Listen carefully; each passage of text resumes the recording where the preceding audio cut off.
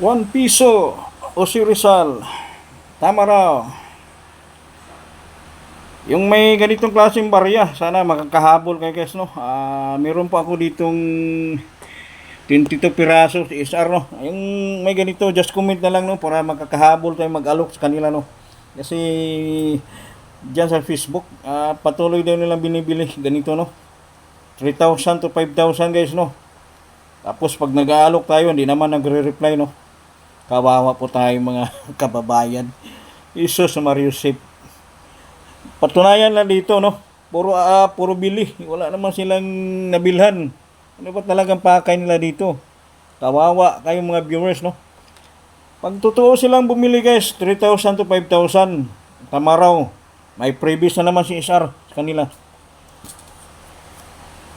Yan, oh.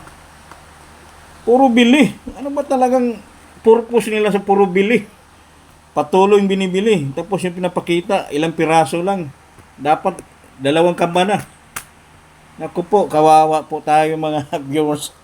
Alam nyo na guys, no, anong dapat yung gawin? Puro bili. Kawawa, puro kuhan yan eh. Viewers, followers lang inaabon nila guys, no. Pakishare na lang yung video ni SR para mabawasan, no, yung pangluloko. Salamat.